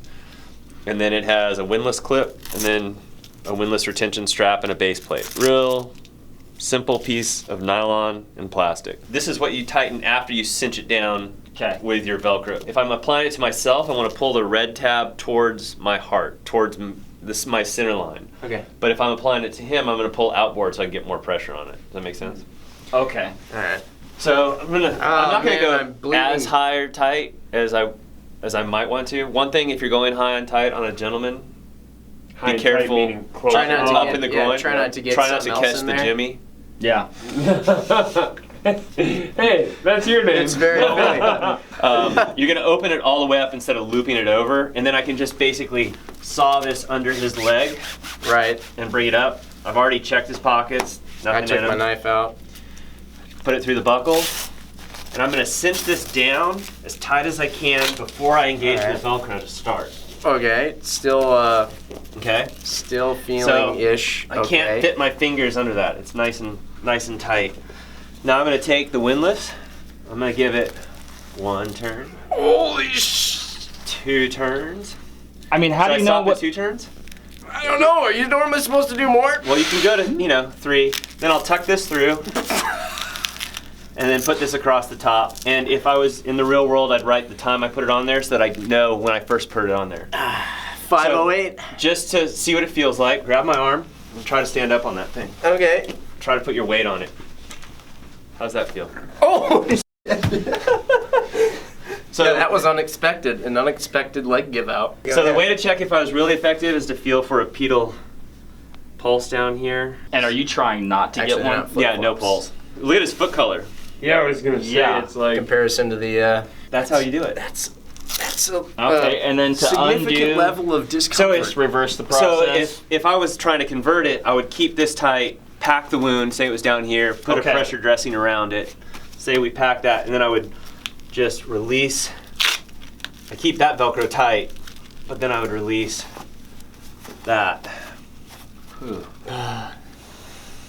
Is that a feeling of relief? I'm glad I went to the bathroom before this, or else I might have peed myself. So when it comes staged, it comes staged ready for an arm application, which is it comes to you basically like this. So for an arm application, you just shake it open, pull it up over your arm, undo the Velcro. undo the Velcro, cinch it down nice and tight, then Just taking it like a champ. Meanwhile, I was over there just whining. really hurts. Clip it in, Okay. pull the Velcro Now, through. do you do this? Do you So do that's this? kind of a rigid hook there. Yeah. Is this like a good thing to do right before a date? Because I can see you're really starting to, you're starting to get that like kind of pump lick going on. And then feel for a pulse. No. Yeah. So that's how you put it on an arm. You see that though, Mark? Tourniquet right before you go on a date. It makes your arm, your Oh, veins kind of pop That's out a a little good more. tip. That feels so much better. All right, Mark, go. Okay. You want him to put it on you? Well, You want to put it on your arm first? yeah, I'll do an arm. So you want It to just grab comes this right- part Okay. and then you literally just shake it out. Okay. Whichever arm, you have a dead arm, whichever arm you decide to put it on, and then you just slide it all the way up, kind of pin it, grab that, cinch it all the way down as tight as you can before starting to turn this. The reason people have problems sometimes is they'll put this on kind of loose because they're like, oh, we don't want to hurt them. They're bleeding out. So I'll pretend like All my right, left so arm is yeah, my third yeah. arm. Yeah. Turn towards camera right. All right. Bam.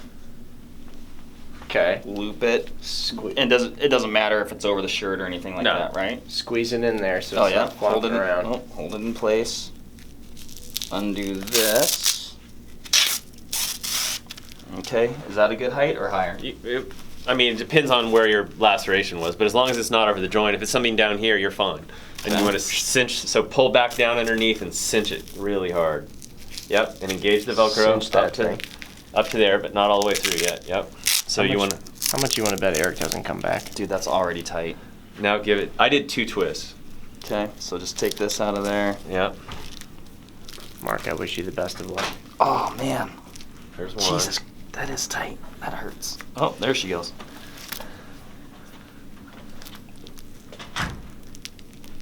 There's 2. Oh, Now tuck her in. I can't get it in. Okay. Oh, I just. So stop at 1 then. Take and pull this loop back through the clip to secure it, and then pull this over the top of it and Velcro it down. Okay. Bam. We One got it. other thing I've seen people do is take this and go back through it like that, and that even locks it down more. Yeah, you just made it tighter. Judging from the whiteness and the blueness in my hand right You now, did a good job. Okay, Mark, give him a tourniquet on his leg. You can sit Towards on the me. mat.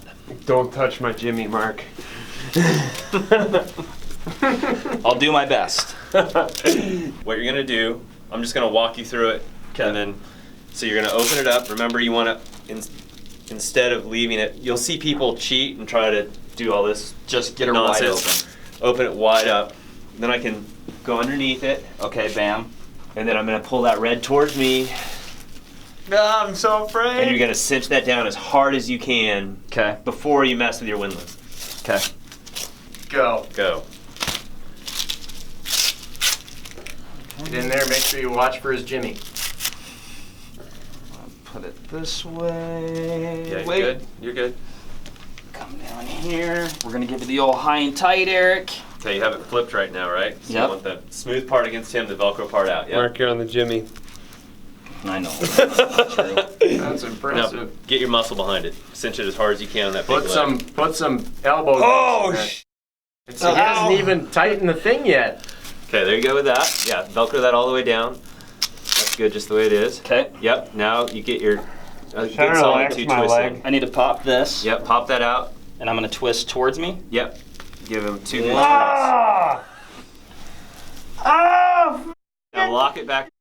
Put that across. Ah! Now let's interview him. Let's hold him up and see how big guy's doing. All right. See if you can stand on it. Grab him. How you doing, Eric? How's my patient? Ow! Ow! Put some weight on that thing. You all right? Yep, we're good. The bleeding stopped. Yep. So that is a leg tourniquet application. Wow, that's insane. Let's try taking it off. Oh! Okay. Release. Oh! Bam. Off you go. That hurts so bad. So just to show you, who's got a knife on him? Me. You have a knife? Cut me Beat me to it. a slot there and a slot. Okay. I'll try not to cut myself. So Not, just right. not that way. Cut Not towards. that way. I'll Okay. tourniquet you, Mark, this time. I know, right? Yeah, Let me. we might need a move my- tourniquet. Say you're on the ground and I'm worried about your pelvis. Mhm. This is what I'm going to do to you. Where would he be in this case? So he'd be He's laying on the probably, ground. like laying. Who, Okay. who can lay on the ground? I can lay on the ground pretty We'll do good. Jim. I'm pretty good at laying on the ground. So I would very carefully. Oh, my pelvis. Yeah. And you don't want to go up that high because his hips are right there, right? Right. A lot of people would be like, "Oh, your pelvis is Oh, right. for that stabilization." I actually slid this too far up. Their initial. I want it a little bit lower, Okay. so it actually binds his pelvis. Just kind of holding everything together. Might bind the Jimmy. I was just gonna say.